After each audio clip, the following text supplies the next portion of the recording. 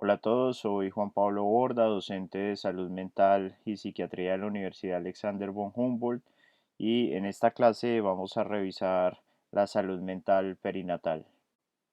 Lo primero que tenemos que tener en cuenta es que el feto no solo está inmerso en el cuerpo y en el líquido amniótico de la mamá, sino que su desarrollo se da también inmerso en el mundo emocional de los padres. Y parte de lo que veremos en esta presentación es cómo precisamente el mundo emocional de los padres y el entorno en el que se da el desarrollo del feto tiene una gran importancia en los desenlaces en términos de la salud física y la salud mental tanto de la madre como del bebé. Una barrera muy importante al momento de abordar la salud mental durante el embarazo es que está la creencia popular de que el embarazo pues es un momento de mucha alegría, de mucho bienestar, de agradecimiento por una nueva vida, y en ese sentido muchas veces, particularmente a las mamás, les cuesta aceptar que están pasando por momentos difíciles, que están teniendo emociones negativas y o que están teniendo problemas de salud mental asociados al embarazo. Y los problemas de salud mental, como los vamos a ver, pues son muy frecuentes durante el embarazo, y eso es dado a que en parte la mujer que está en el embarazo pues vive una situación como de regresión emocional, de mucha vulnerabilidad, donde primero es muy dependiente a su entorno, muy dependiente a su pareja, al apoyo que le pueda brindar la familia, y también durante el embarazo, debido al influjo hormonal, pues las emociones son más intensas, hay más labilidad emocional, y eso hace que la mujer embarazada requiera mucho apoyo de su pareja y de su entorno y mucha contención emocional. Y obviamente esto es un problema cuando la mujer que está en embarazo no tiene una red de apoyo adecuada, lo cual pues tristemente es una realidad muy frecuente. Entonces esa situación de vulnerabilidad más no tener un apoyo pues predispone a tener problemas de salud mental durante el embarazo. Adicionalmente, la mujer, sobre todo en el primer embarazo, tiene que en esa situación de vulnerabilidad vivir un proceso psicológico de convertirse en madre, de entender que hay un nuevo ser que depende de ella, de entender que ya no solo puede pensar en ella, sino que tiene que pensar en las prioridades de otra persona, que muchas de sus actividades y de sus intereses se van a ver limitados o modificados por esta nueva vida que va a llegar, y de entender en verdad todo lo que implica el convertirse en madre de un bebé que además nace muy indefenso y que va a requerir de su constante atención y ayuda. Y en ese proceso de convertirse en madre, pues una cosa inevitable es que la madre y el padre empiezan a revivir los conflictos que ellos tuvieron con sus propios padres, porque al empezar a sentir que van a ser padres y al empezar a construir esa figura de qué padres quieren ser, pues inevitablemente tienen que revisar sus experiencias de cómo fueron sus padres con ellos, cómo ellos vivieron esa situación de parentaje de sus padres, y hacer una reflexión de entonces qué tipo de padres quieren ser. Y obviamente cuando las figuras de padres pues son figuras negativas asociadas a experiencias dolorosas, pues eso en cierta medida implica reexperimentar esas situaciones traumáticas y dolorosas durante el embarazo. Y todo esto, pues tanto la dependencia de la mujer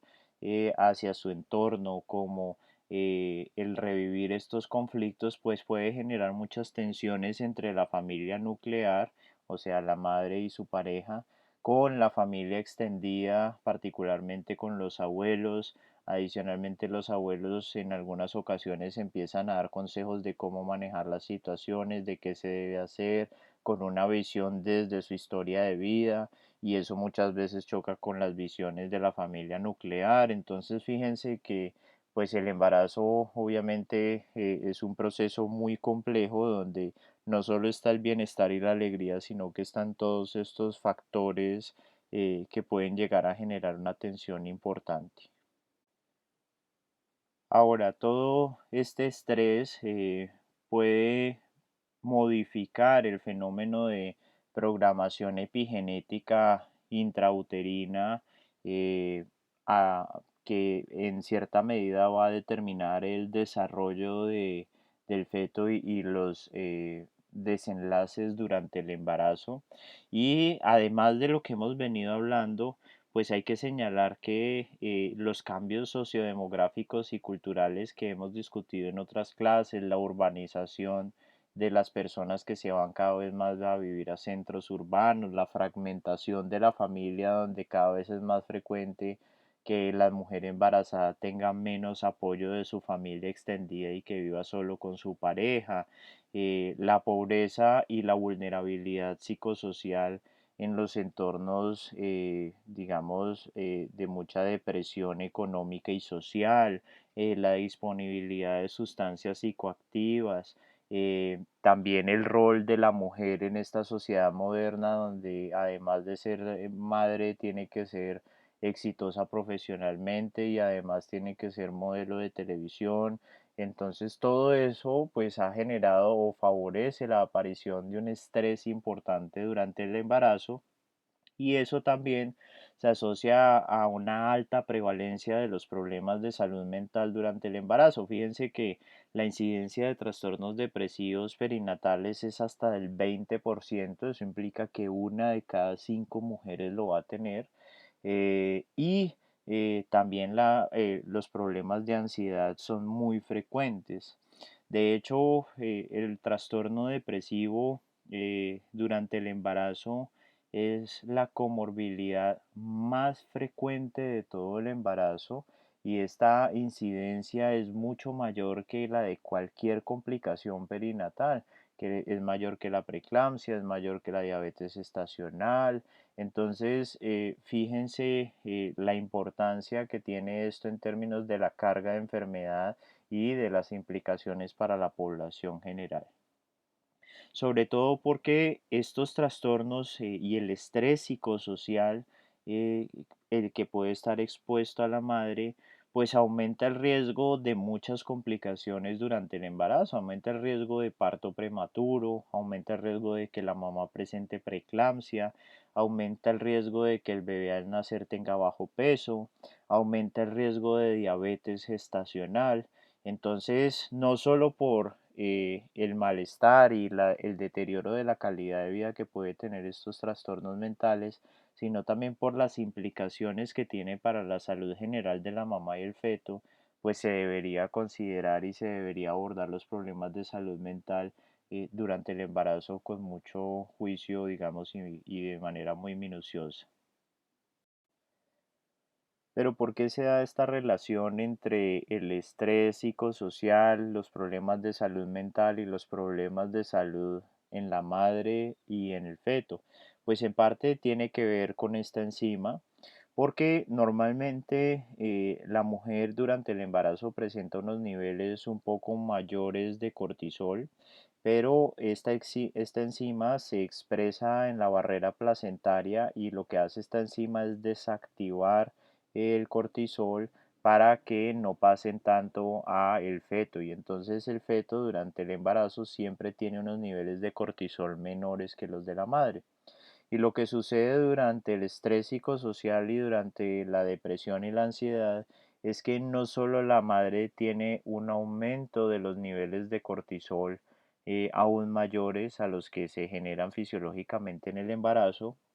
con todas las implicaciones en su salud que eso tiene, sino que además se disminuye la expresión de esta enzima en la placenta y entonces el bebé se ve expuesto a unos mayores niveles de cortisol y son estos niveles de cortisol los que afectan sobre todo el desarrollo de todos los órganos, pero particularmente del cerebro que tiene unos receptores muy importantes al cortisol y entonces se termina afectando el neurodesarrollo de ese feto.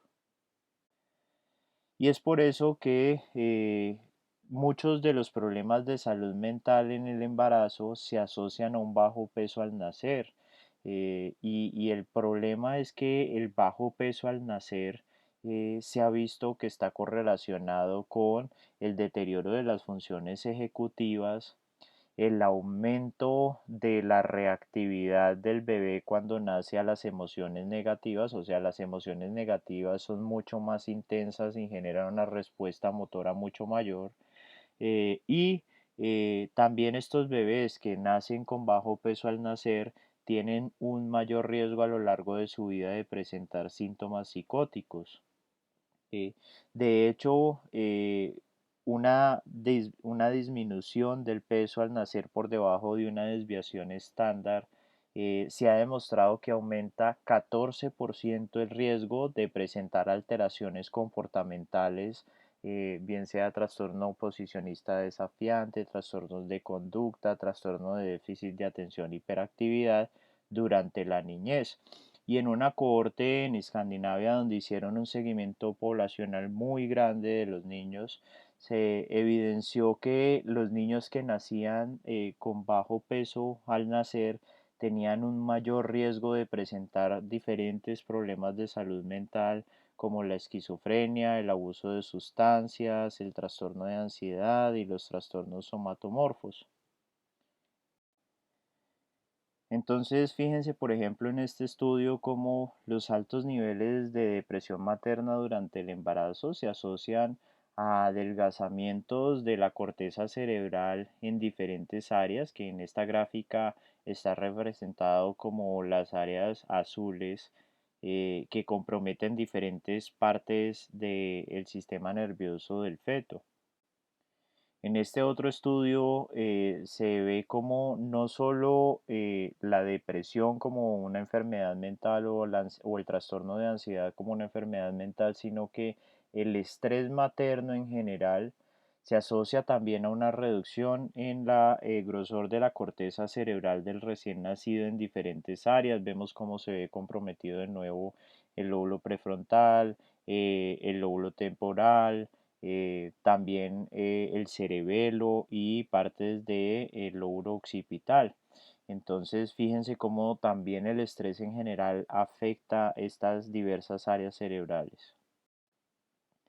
Y en este otro estudio vemos cómo la depresión de la madre no solo se asocia durante el embarazo, no solo se asocia a cambios estructurales en el cerebro del bebé, sino que también se asocia a unos cambios funcionales en el cerebro del recién nacido. Y aquí lo que estamos viendo es cómo la depresión materna se asocia a un aumento en la reactividad de áreas como el hipocampo, la amígdala cerebral, que es el área del estrés en el cerebro, y la corteza prefrontal. Entonces, fíjense que no solo son cambios estructurales, sino también funcionales que se generan por estas dificultades en salud mental.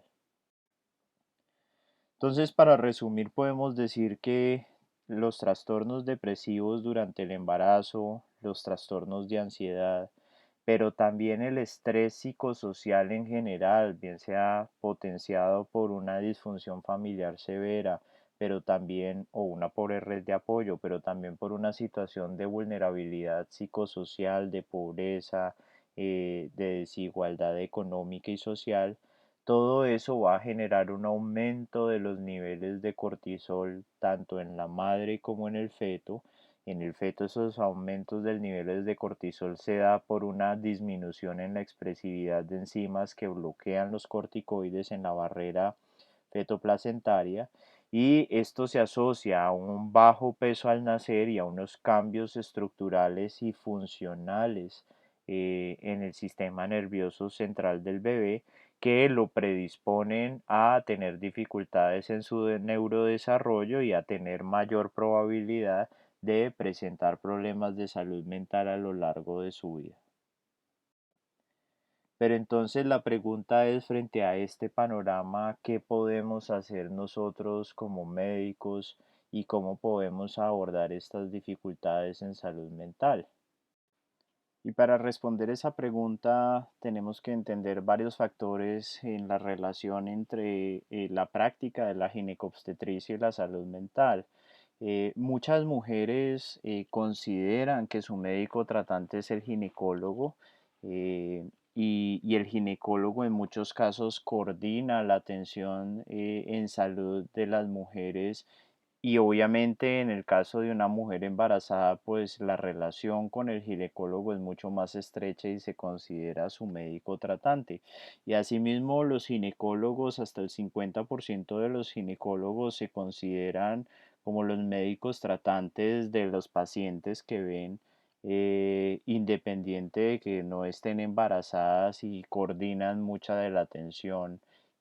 en salud para estas mujeres. Y muchas patologías como la endometriosis o el síndrome ovario poliquístico, la infertilidad, la pérdida recurrente de embarazos o la insuficiencia ovárica prematura tienen una estrecha relación con síntomas afectivos y con cuadros de depresión y ansiedad. Entonces, al menos pues por esa relación que tienen, los ginecólogos están muy expuestos a poder identificar y abordar los problemas de salud mental de las mujeres, no solo vuelvo y digo en el embarazo, sino en el caso de todos estos problemas ginecológicos adicionales. Pero adicionalmente, los cambios en la etapa reproductiva de la mujer, cuando empiezan los ciclos menstruales, durante el embarazo, durante el parto y la transición a la menopausia, son momentos donde hay unos cambios hormonales importantes que favorecen la aparición de trastornos mentales, principalmente de trastornos afectivos, y también donde la mujer está viviendo unas circunstancias psicosociales específicas. Ya hablamos del embarazo, pero obviamente también la entrada a la adolescencia y la entrada a la menopausia, pues son cambios en el ciclo de vida de la mujer muy importantes que también determinan unas circunstancias psicosociales específicas con unos estresores particulares. Pero los ginecólogos y los servicios de salud sexual y reproductiva ya tienen implementados además unas medidas de tamizaje, de prevención y de abordaje temprano de unas patologías. Utilizan la citología para detectar tempranamente el cáncer de cuello uterino, ordenan constantemente la mamografía, tamizan para identificar la hipertensión durante el embarazo y están o deberían estar orientados a prevenir las enfermedades de transmisión sexual. Entonces, en ese sentido, dado que los problemas, sobre todo los problemas, los trastornos afectivos como el trastorno de depresión y el trastorno de ansiedad, dado que son muy prevalentes en las mujeres en estos cambios en sus ciclos reproductivos y particularmente en el embarazo y en el posparto, pues la posibilidad de implementar otra estrategia de atención, de tamizaje y de atención temprana de estos trastornos, pues podría ser muy fácil y podría ser muy efectiva, bien sea si los servicios de salud sexual y reproductiva se encuentran en el primer nivel de atención o bien sea si lo prestan los especialistas en ginecobstetricia. Y dentro de esos estrategias de tamizaje, identificación y abordaje temprano de los problemas de salud mental, pues habría que identificar a las mujeres que estuvieran en riesgo de presentar trastornos en salud mental, y estos son los factores que aumentan el riesgo de presentar los problemas de salud mental. Aquellas mujeres que tengan antecedentes de depresión, bien sea familiar o personal, que tengan consumo de sustancias, y de acuerdo ya al ciclo reproductivo, los adolescentes, pues el embarazo adolescencial ya pone a la persona en una situación de riesgo muy importante. Además, muchos de los embarazos adolescenciales son no deseados, lo cual genera un estrés adicional. Y en el caso pues de los adolescentes, el uso de sustancias psicoactivas y las conductas sexuales de riesgo con la posibilidad de tener enfermedades de transmisión sexual es aún más elevada. En la edad reproductiva, en la adultez temprana, pues uno tiene que estar muy pendiente, como lo hemos dicho, de cómo es la red de apoyo de esa persona, de cómo es la dinámica familiar. La violencia intrafamiliar es muy frecuente. Acordémonos que en la encuesta nacional de salud mental, el 10% de las mujeres dice ser víctima de violencia intrafamiliar. Si la mujer también ha perdido muchos embarazos antes, y en otros escenarios, sobre todo en los estratos socioeconómicos medios y altos, la mujer está presentando un cuadro de infertilidad y una imposibilidad de tener un hijo también genera mucho malestar emocional. Y pues en el caso de la transición a la menopausia, hay una serie de cambios hormonales y unos síntomas físicos asociados a esos cambios hormonales que pueden generar mucho malestar. Pero entonces a lo que voy con esta diapositiva es que si estamos pensando en empezar a identificar y a tratar tempranamente los problemas de salud mental en la mujer embarazada, pues tenemos que identificar estos factores de riesgo eh, antes de que quede embarazada o durante la atención, el seguimiento al embarazo y durante el posparto para identificar aquellas mujeres que puedan tener más riesgo de presentar problemas de salud mental. Ahora, en el caso de los adolescentes, que como nos mostraba la gráfica anterior, pues es una población de un riesgo considerable para presentar problemas de salud mental, tenemos que entender que tan pronto empieza la pubertad y empieza el influjo hormonal que genera la pubertad, pues las mujeres empiezan a tener un riesgo 3 veces mayor de presentar trastornos depresivos y también aumenta el riesgo de presentar problemas de ansiedad. Adicionalmente, en Colombia y en el mundo, los adolescentes, pues de por sí, independiente de su sexo, tienen una alta prevalencia de problemas afectivos. En la encuesta nacional de salud mental se identificó que la mitad de los adolescentes tenía síntomas significativos de depresión y ansiedad y un porcentaje considerable, casi el 7%, tenían ideas de suicidio y casi el 2% tenían un plan de suicidio en el último mes. Entonces, pues es una población de mucho riesgo para presentar problemas afectivos y problemas de salud mental en general. Y estos problemas afectivos además pues repercuten de manera significativa en el funcionamiento y en la vida del adolescente, generan un bajo rendimiento académico, aumentan el riesgo de desempleo, de estar en una situación de improductividad. Adicionalmente, aumentan el riesgo de presentar otros problemas de salud mental como el abuso de sustancias psicoactivas, los trastornos de ansiedad y el suicidio. Y curiosamente, pues, y de manera muy preocupante,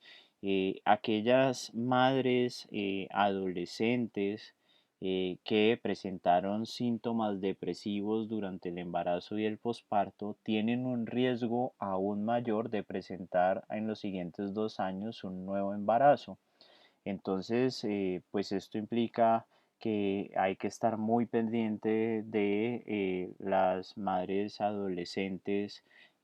porque pues tienen un alto riesgo de presentar problemas en salud mental y tienen un alto riesgo adicionalmente de presentar un nuevo embarazo en los siguientes años que repercuta en su salud mental aún más. Entonces, ¿qué necesitamos hacer y cómo deberían funcionar los servicios de salud sexual y reproductiva y los servicios de control prenatal? Pues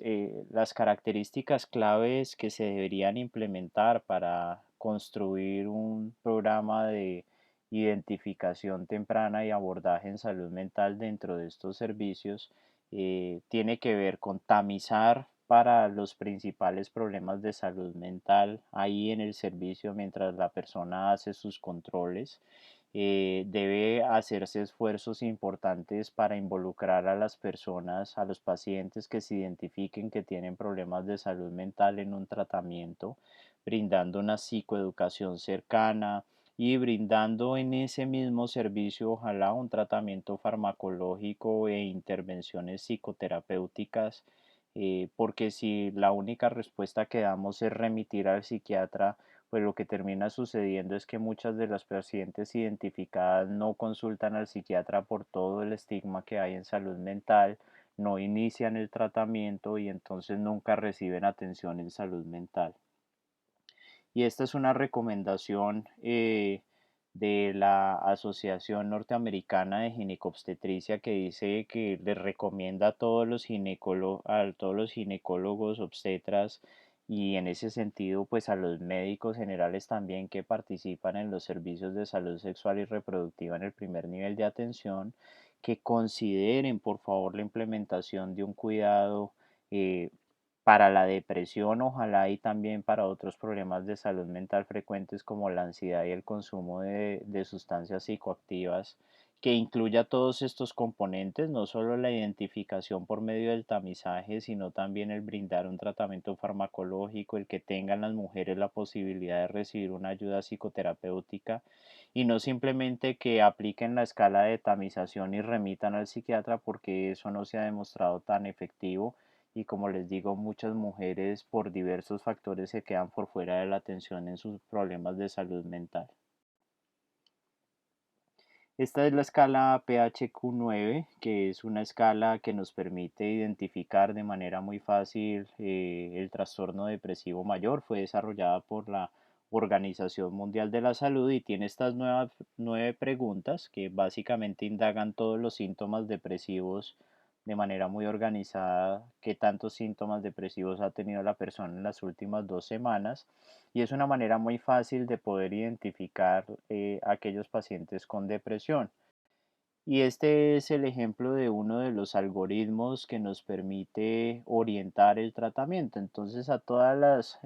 personas que asistan a los servicios de salud sexual y reproductiva y aquellas personas que empiecen el embarazo y durante sus controles prenatales, pues simplemente le puedo aplicar, por ejemplo, esta escala. Si sale negativa, pues hago una aplicación anual de esa escala y un seguimiento anual. Si sale positiva, pues simplemente corroboro si tiene el diagnóstico de depresión o no y si tiene el manejo, pues inicio el tratamiento, la trato de vincular para que y de brindarle el apoyo y la orientación para que reciba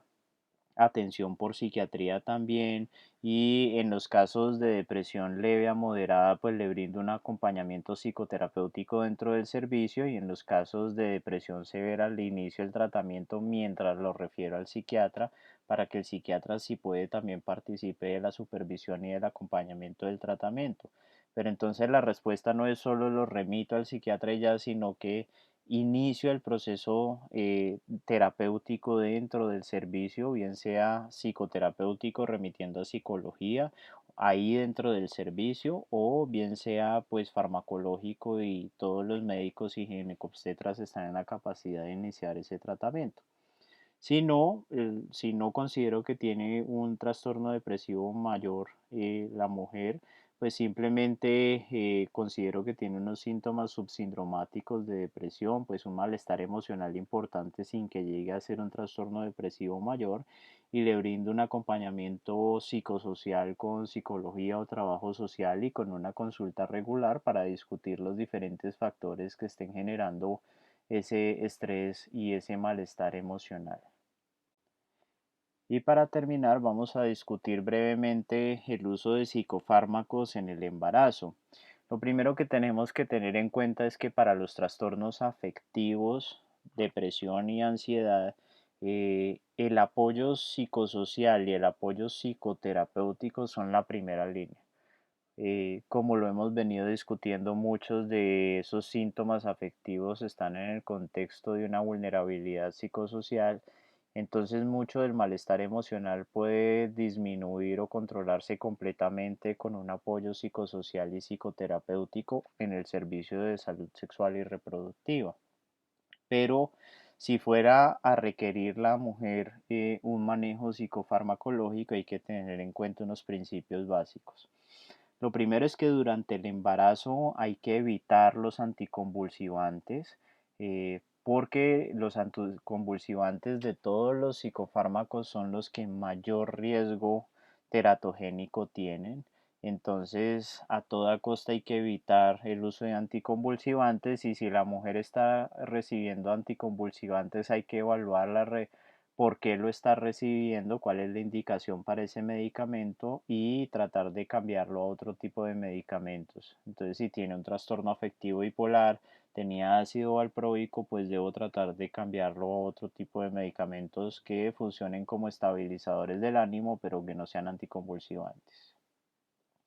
Las benzodiazepinas también deben evitarse al máximo, sobre todo en el primer trimestre, donde pues el sistema nervioso apenas está desarrollándose, y puede tener un efecto deleterio importante. Y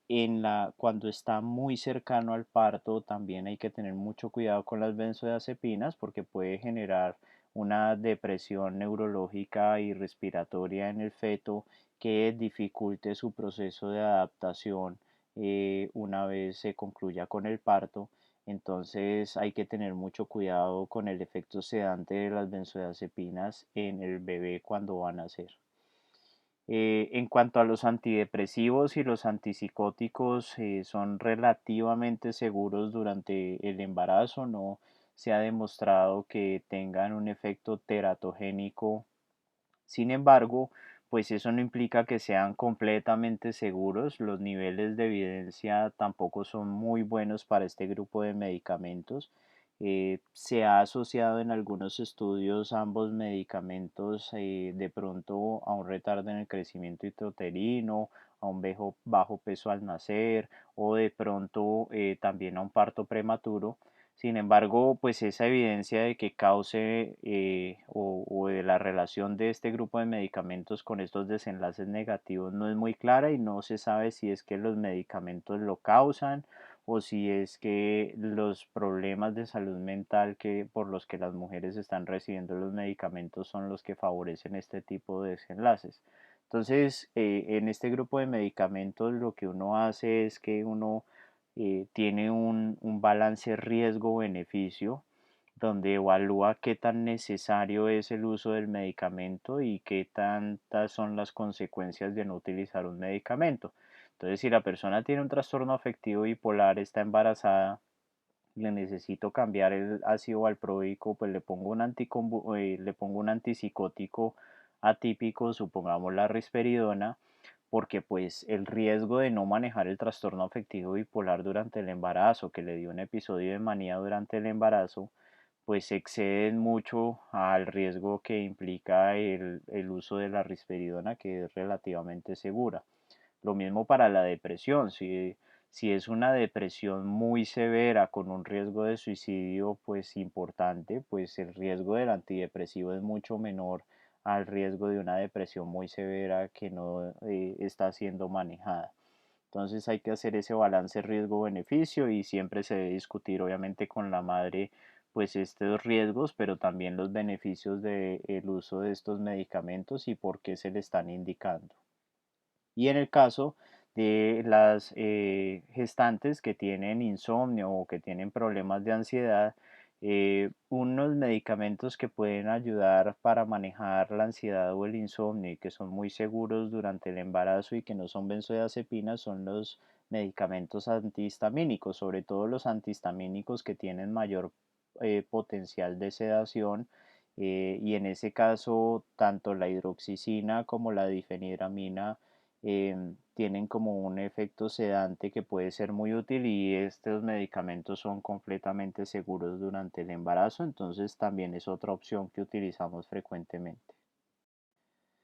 Y ya para terminar, pues los dejo con esta frase de este artículo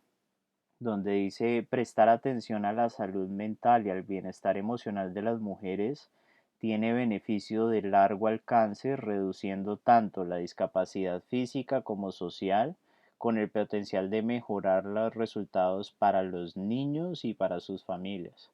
Los pocos minutos adicionales que se dedican a la detección, consejería y coordinación de la atención en salud mental de estas mujeres tienen tremendos efectos. Por lo tanto, los profesionales de la salud que atienden a mujeres en el embarazo tienen un papel clave para desempeñar para influir positivamente en las mujeres y sus familias y para hacer importantes contribuciones a la salud pública de las comunidades. Entonces, espero que esta revisión sobre los problemas de salud mental en el embarazo haya sido de utilidad y nos veremos en una próxima oportunidad.